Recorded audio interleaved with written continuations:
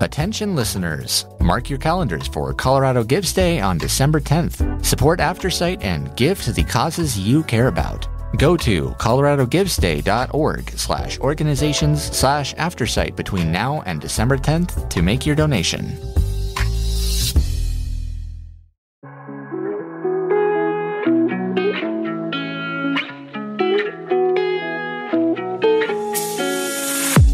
You're listening to an AINC original podcast. We believe you don't have to do life without a compass. Let us be your guide on this amazing journey. Welcome to Navigating Life with Vision Loss. Hello, this is Kim Wardlow. I'm your host for NLVL. Today's episode is going to focus on family gatherings. And we have all sorts of holidays coming up. Thanksgiving, Christmas, obviously, Hanukkah, solstice, Kwanzaa. There may be other New Year's and other holidays that I'm missing, but whatever those gatherings are, they can be wonderful and joyful, and sometimes they can also be stressful. So we're going to talk about that today with Bill Lundgren, who is the host of Aftersight's podcast, Blindsight. And he is a licensed psychotherapist, and so has lots of experience in helping folks with different issues they may have surrounding dealing with their families. And especially for those that have vision loss, Bill does happen to be blind himself. So, Bill, welcome. Thank you. I'm glad to be here. I tell people I'm a psycho. I shorten psychotherapist to psycho. It's amazing how many people take it seriously. But anyway, yes, it's a delight to be on your program and have somebody else do all the work with the questions and so forth. There you go. Well, Bill, do you want to just share, for folks that may not be familiar with Blindsight, just share a little bit about what your podcast covers? Well, Blindsight is a program that's focused on mental health, and of which being with our family certainly can be a mental health issue. But that we've had various guests, plus we talk about different situations which people face, because we don't just talk about mental illness, we talk about how to take care of ourselves for good mental health. Mm-hmm. So it's broad range. That's great. Well, yes. So highly recommend if you have interest to listen to Blindsight as well. I hope you do. Let's dive into let's dive into the holidays and dealing with family. I know some folks that don't deal with their birth families at all. They deal with they have holiday celebrations with their chosen family, friends and chosen family. Yeah. But if we are getting together with our family, what has your experience been like with family gatherings? I know everybody has different experiences. It varies. I had a small family, which made it a little easier. But one of the things for me was the question of holiday gathering and bringing home, bringing a boyfriend to my mother's home, and she had a little bit of difficulty with that, and one time said, well, we don't have any room because your two nieces are bringing their boyfriends. And I said, there's something wrong with this picture. And so I just excused myself from the gathering, said I wouldn't be able to make it. And a couple of days later, I got a call from my mother that said, oh, we can make room. And that settled it forever. We never had that issue again. But family situations are not always that easy to resolve. And one of the things you find with family gatherings even though they may be adults now, it's all that behavioral interaction that we grew up with come to the fore. And that what often causes problems in family gatherings because, let's say you have siblings who really didn't like each other when they were kids. And unless they've had some rapprochement, they continue to dislike each other, even though they haven't lived with each other for years. And or we have a situation, for example, if you were blind all your life, and certain family members tried to be the caretaker and took over for you, and even, as I say about caretakers, chew your dinner for you. When you come in as an independent person, some of that stuff will still come up. And there's going to be a temptation to, in a sense, regress. That is, your response may be very angry, maybe, or their response can be very angry. And that's what makes the family get-together so problematic. Or a parent is regressing in a noticeable way, which can be making it very frightening for you to be there when you see that mom isn't the mom that she was at the time, when you were growing up, or you see dad has developed some kind of dementia, and you're wondering, what the heck do I do? And you have family members who might at the same time try to pretend nothing's changed. And so, you're going to be in a situation where you feel a little crazy because you're observing this and nobody else is talking about it. There's, that elephant in the room. Or even more, the presence of alcohol at a family gathering.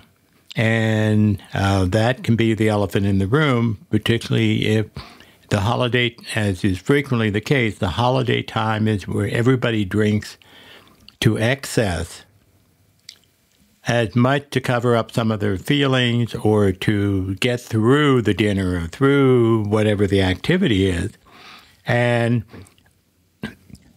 what happens with alcohol, of course, as everybody knows, it anesthetizes the frontal lobe of the brain, which is where our inhibitions are.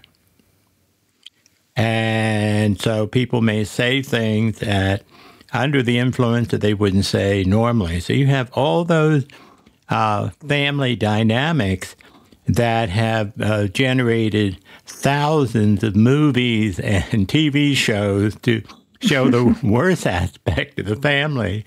And you might even be surprised to get there and find everybody is in a good shape, loving each other with no acrimony. And you're saying, is this my family? Could be a good surprise. Yeah. Well, let's break down some of those situations a little bit of how some practical tips of how folks can deal with that. You were talking about how it's easy, and I've seen this. My family is really small. I'm an only child, but I've seen it with other more extended family or friends that they're kind of one person, and then they get back into their family, for a gathering, and all of a sudden, it's just like they were all kids. Everybody reassumes their role that they had they're like 12, when they were a 12 child. years old again. And yet, in reality, if the kids are all adults now, right. There are things that may have changed. So how do you deal with that if you feel like you're being tugged back into a role that maybe you really don't want to be in any longer?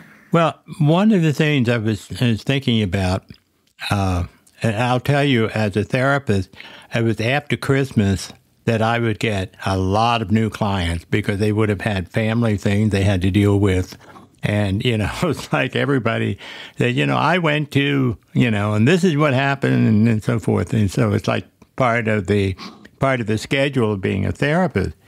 But one of the things I've asked people to do is, if they think that may be the case, to take some time before they go to the party. And this can be family gathering, any kind of party, to think about the people who are going to be there and your reaction to those people in the past. If you're going with a spouse or a partner, you can even, and the partner or spouse has been to those parties and may give a third-person view of these people, go over that information and kind of prepare, okay, if this happens, what are going to be the signs within me? Or maybe my partner can poke me in the ribs and remind me to take a deep breath and change the dynamics. Because the dynamics are between two people, and you have the power to change the dynamics or to get out of the picture. But if you think about it before you go to the party, say, well, Uncle John is going to be there, and this has happened in the past. So this time, how can I prepare myself to deal with that? How can I, when I start feeling like I'm 12 years old, am I able to step back and check that out? How am I feeling right now?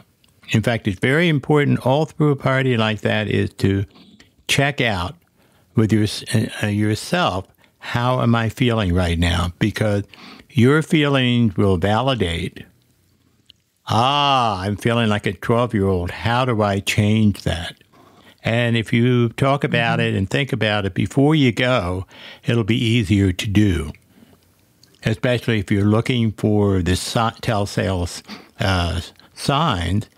And further, if you also find, none of this is happening, so you can drop, you can say, well, that rehearsal was unnecessary. Well, it was very necessary in case, like a break class. In case of emergency, break class and use this plan that you've made up.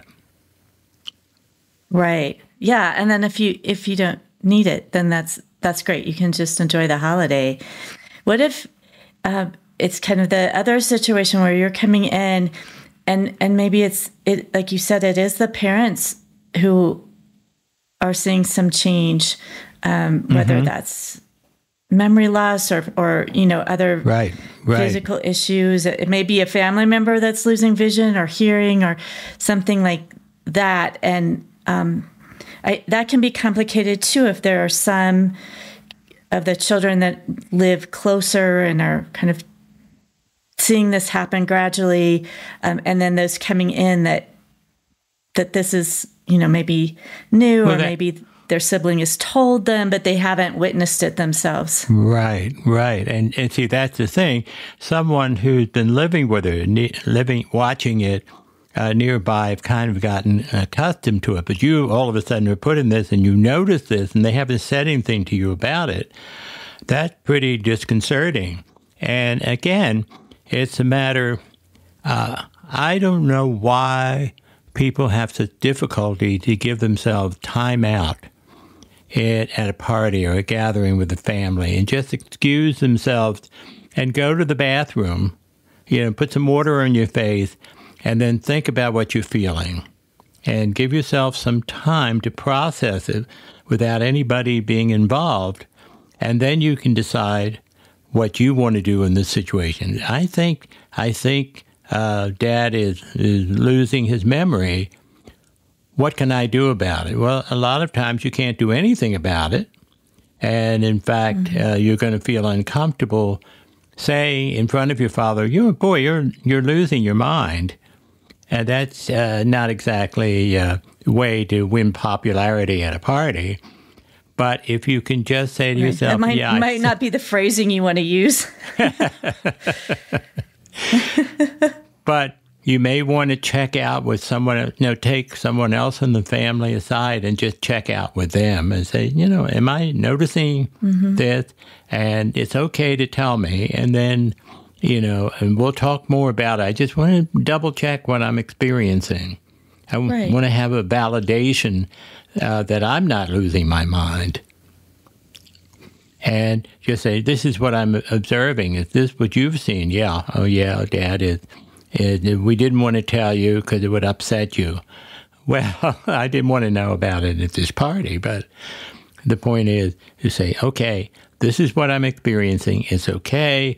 There isn't anything that I can do about it at the party. That's the other thing. We get into this with everything from politics to worry about a family member. We want to solve the problem right then and there, and that's not the environment. You may have to talk to other family members after the party about what you observed. But right there, all you can do is go with the flow, be gracious, and since the family rule has been not to talk about it, okay, you won't talk about it, but just observe and not enable the way, but just, be very gentle. And remember that you can't change what's happening. Only the person can change what's happening. But you're observing it, and you can change your behavior to be supportive and comforting or whatever to that family member. Right. And that's your present. Right. Being present. Well, let's move on to a situation where maybe I'm the person coming into the family gathering, and I've lost some vision. It's different. People may not be sure how to react to me. If they haven't seen me, they may not understand what level of vision loss I have. So going into a family gathering, when you are the person who's had a change in your vision, or maybe you had some low vision, but you've lost some additional vision, and just trying to navigate that and people's reactions. Yeah. Yeah, that's a tricky one because you don't know what they know. And at 10 to 1, they know probably far worse than you actually are. And I'll tell you, not everybody can do it, but what I've used is just a little bit of humor. Help to, if you show people that you're comfortable with the change, that you've adapted to it, they're looking for cues from you. So if you're comfortable with it and be able to say, when somebody says, over here, you can say, yeah, I used to know where over here was, but I don't anymore. So could you, explain exactly where it is? In other words, just spell it out a little bit without embarrassment. And they will pick up the cue. Oh, I'm sorry. I forgot that or whatever.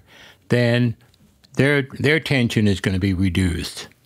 And I think in a sense, as much as I hate to admit it, part of my job as a person with blindness is that I have to do some extra things to help other people feel comfortable with my blindness. And sometimes and one of the things is if you're in an environment that you're not familiar with, to talk to people about, and I have a little trouble knowing where the punch bowl is. Would you take me over there? And this is when I do some education with people. Say, what I need to do is take your elbow. And if we're in a narrow spot, will you move your arm behind you so I'll know to walk directly behind you? Or you come in with a guide dog, that's even better because everybody loves the guide dog. They won't remember your name, but they always remember the dog's name. So the tension is off. And many times with a guide dog, because they want to ooh and ah about the dog, then you have to teach them about not petting the dog, not feeding the dog or whatever. Right. But there's a lot of things, in a lot of ways, I think one of the things that can help you is to understand you have to educate. As much as we don't want to do it, we like people just know, they don't. And sometimes, and it's okay to say, I don't know what you're pointing to.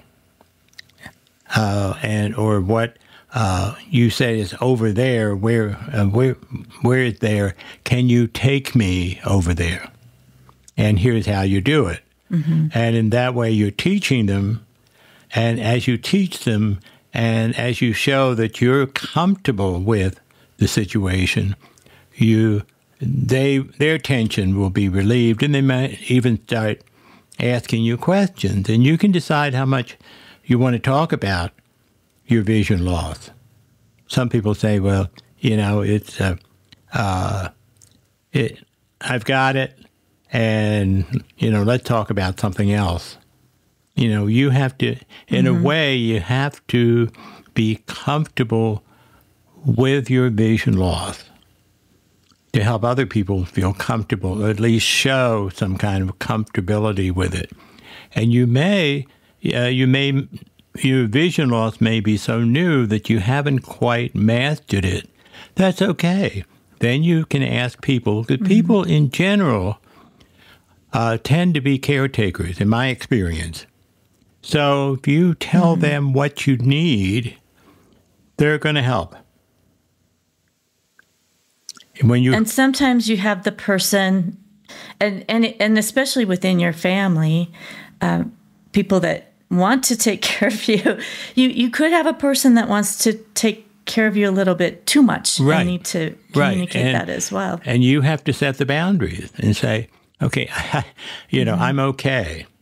Or you don't have to do that for me. I appreciate it, but I'm comfortable enough with it that I'm able to do X, Y, Z. And then they are remember, they're taking the cue from you. If you're nervous about it, they're going to be nervous. But if you're assured with it, then they're going to have to put their nervousness in the background.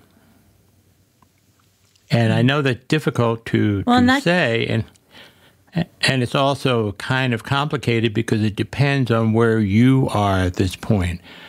Again, rehearsing before you go, because you know what people are going to do. You can pretty well guess from your can change. Pardon? I was going to say, and that can change from year to year. If you're, or from, maybe you see people more than just once a year, but if you've seen them at the holidays and your vision loss is fairly recent, and then the next time you see them, you've gone through some O&M training or other types of training, things you may have asked them to help you with, you may not need that help anymore, or you might need a slightly different, different help or less help. So it can be something that you have to recommunicate if your abilities are changing and too. You also see, one of the things that I know I've experienced and other people have, and when they've been to a training center and they've gotten all this education and they're being told, don't let, be independent and so forth and so on. When you're newly out of there, I know in my case, anybody helping me was like, they were committing treason with me. It was just like, no, I'm going to do this myself. I remember, and that's going all the way to the other extreme. But you have to just say, okay, now wait a minute. What do I really need at this moment? Do I need somebody to help me, or would I prefer to do it on my own? And, I think I want to do it on my own, see how it is. If I run into trouble, I know people are here to help me.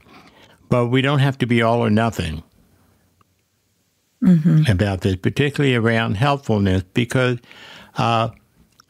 people will be helpful with those who have full vision.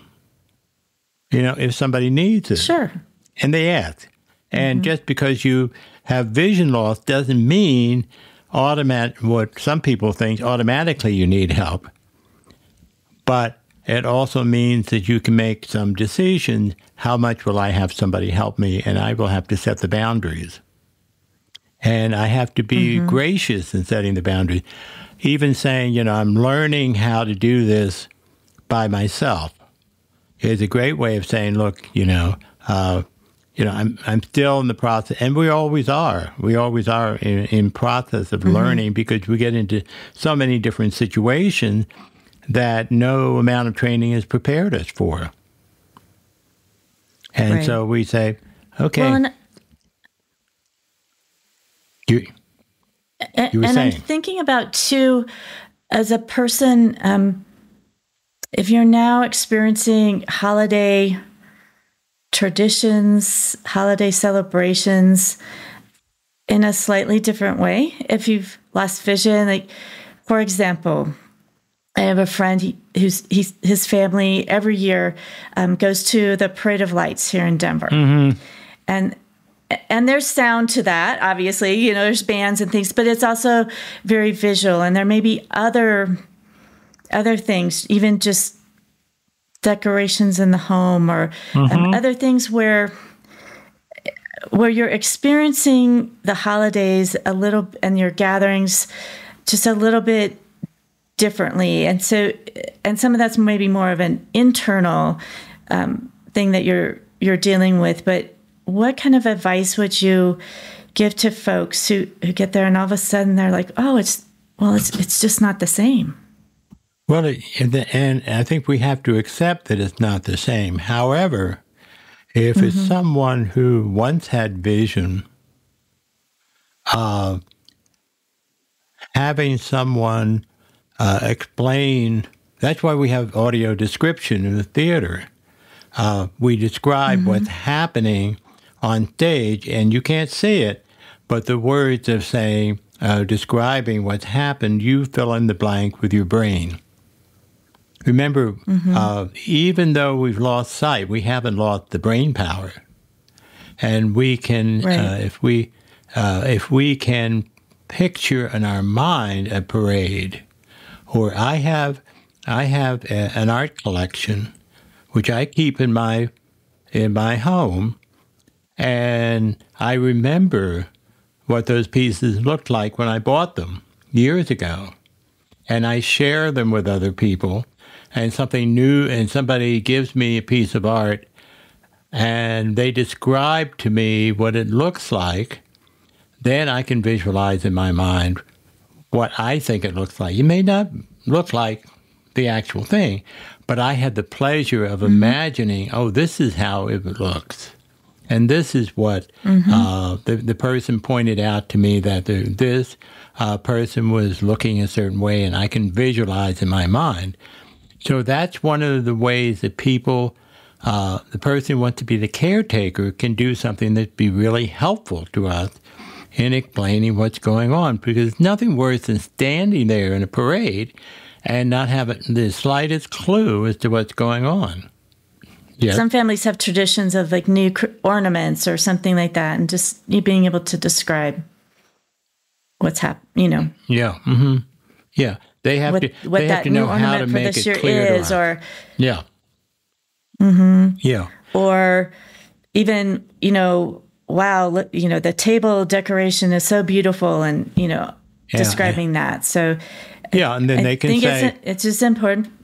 Yeah, and you say, well, how did so and so make that table so beautiful? Well, these flowers were over here, and this is what what was done. And say, oh, that sounds great.